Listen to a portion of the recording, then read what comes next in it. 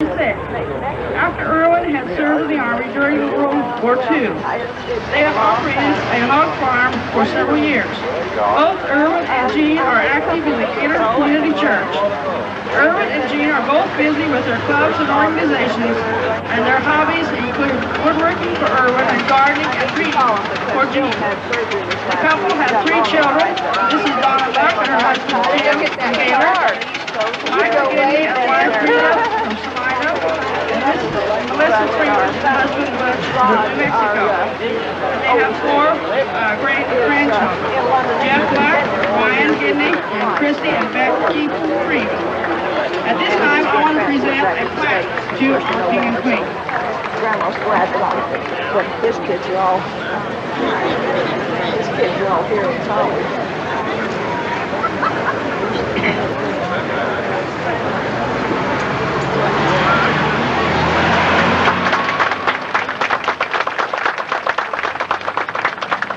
At this time, I want to introduce our speaker, Mr. Nelson.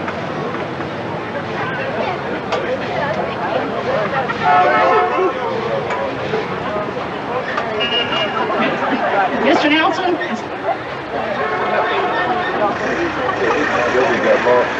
Yeah.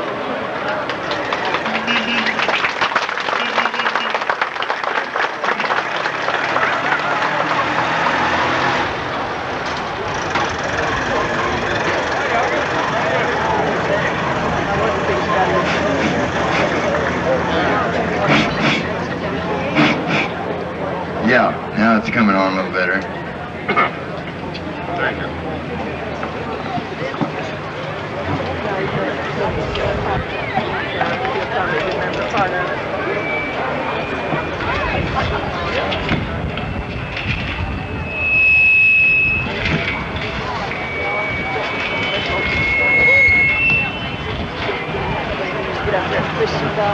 I thank you for the introduction. And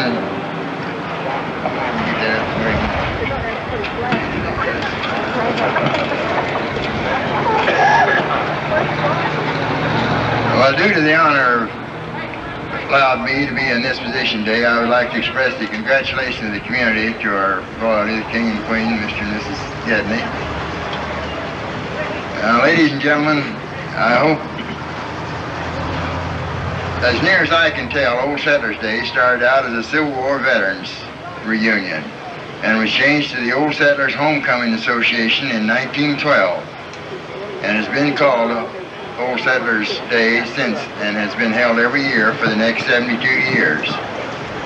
Now, every year for speakers, they have had doctors, lawyers, merchants, and chiefs of all kinds. Today you have a prodigal son who has returned home.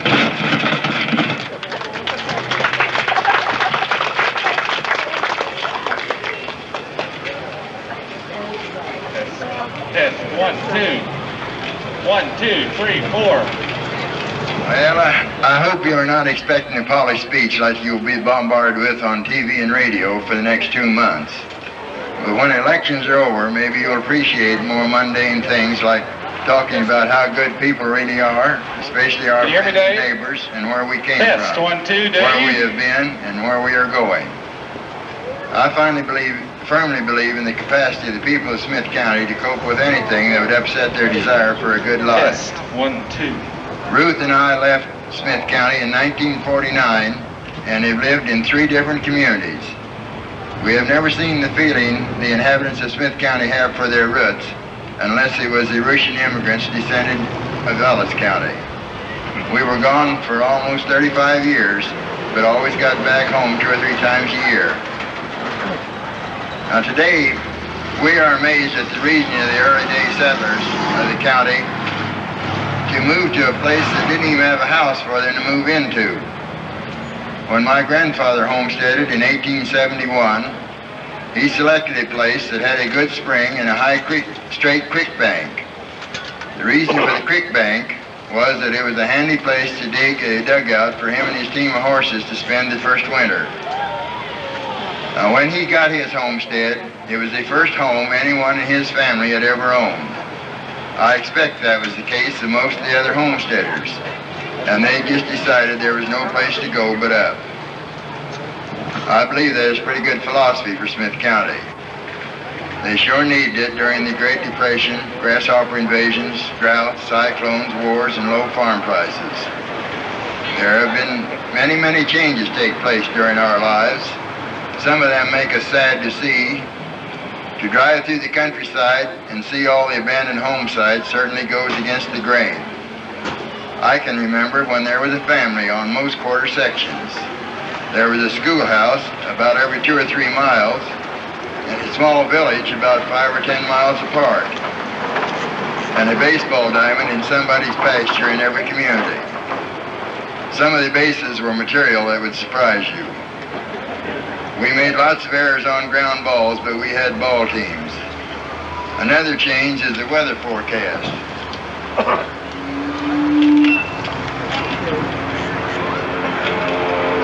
If you didn't know when the moon was going to change, it was almost impossible to forecast the next rain. I think the sure way to tell when it was going to be a drought year was by the sunspots, whatever they are.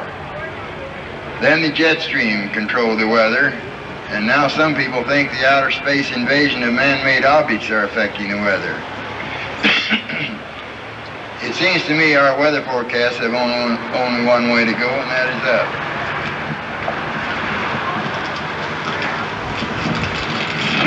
I believe the old-timers of the county were more inclined to find answers for their problems and not depend on government to solve all problems. Then, most of the telephone systems were locally owned, and if the lines went down, it was up to the people to fix them. If the roads were blocked with snow, they shoveled the road clear so they'd go town. If one of their neighbors needed help in sickness or other disaster, there was no one to help but the people of the community, and they sure did. I would like to mention one good Samaritan I knew. It was Vilma Ormsby's dad. I think Russell Sheets sat up more nights with sick neighbors, helped harvest more crops for his friends who were in trouble than any person I ever knew, and he never got a government grant for it. Now, it'd be almost impossible to talk football with any man between the ages of 60 and 75 that went to Smith Center High School without him telling about Coach Conger. I don't know if Conger was the greatest coach that ever lived, but he sure made you think football. One year, we had 101 boys suited up. Some of them only weighed about 90 pounds, but I'll guarantee there weren't enough boys left to march in the band. And that lasted until the school asked for popular subscription to get fancy uniforms for the band. Now, I have talked a lot about where we have been and where we are going, and it gets so tiresome to hear how bad things are today. I don't think they would want to give up their TVs and electricity, automobiles, tractors, and combines with air-conditioned cabs if they had to go back 100 years and start over again. Neither would they wouldn't want to trade the combine for the old header barge, or a tractor with a front end loader for a pitchfork, or a hydraulic dump truck for a scoop shovel. We all know the farm communities are not as prosperous as some of the other industries of the nation, but like an old saying we had in the oil fields, when trouble would happen, there is no way to go but up, and I think Smith County will come out on top. I thank you.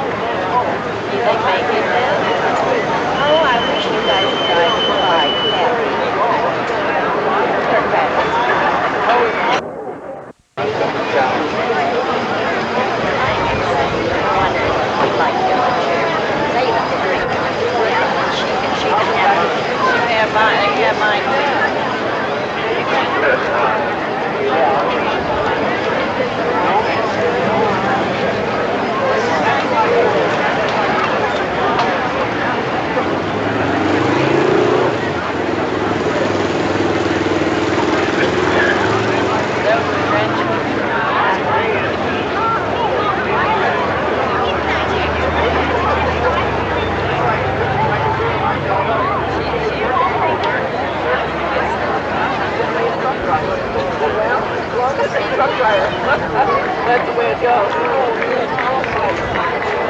I'm sure glad you made your choice.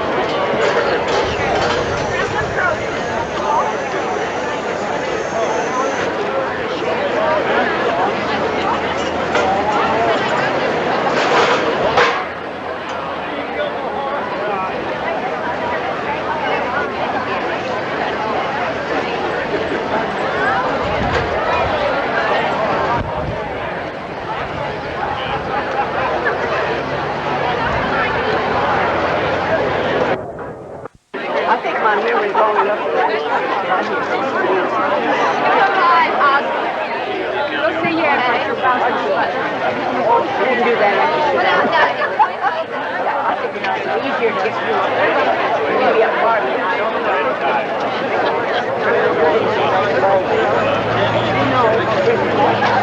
No, I don't. I just got up, but I just wanted to biscuit makers. I just didn't have a full-time direct. We used to go. Oh, yeah, but I don't know how to get home anymore. I must get that. We used to work. I know we did, and we should. But nobody hardly does. Well, let's do it next year. What do you say? Okay, you're willing. But I have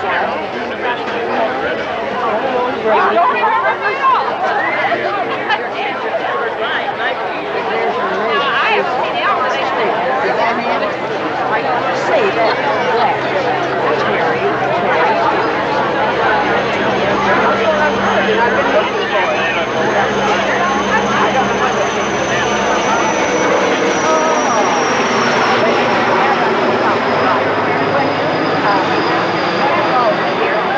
She and Claude, that was one of the things they were going to do when they got my hair.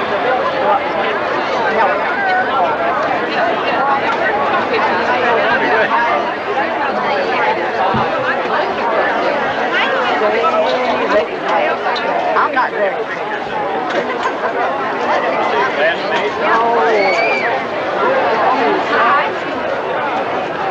I sure enjoyed it yesterday. I got out and I was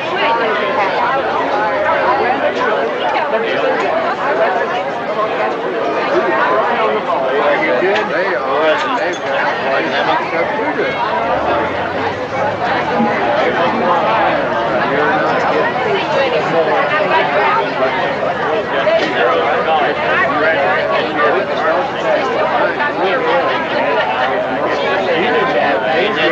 You did that.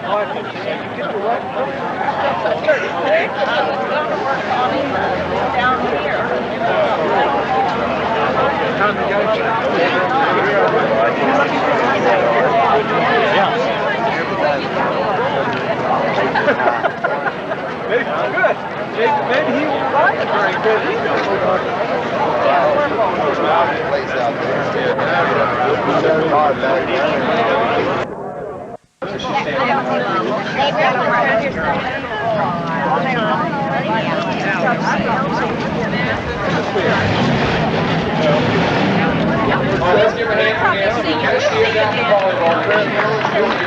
And everything. Track, okay, track. Okay, she'll be out for track in the spring, and this way she'll still be on the way. We won't mess anything up. So the trophy, I understand, goes to Mary Matkin. Now, I don't know if Mary's here because she's a band director. She may be down. All of her volleyball girls beat her, so she must have paid everybody off. Yeah, I see her going down. She is a band director. She will receive the trophy in the overall women's winner in the 1 mile run. Now for the 5 mile run. In the 0 to 19-year-old division, we had no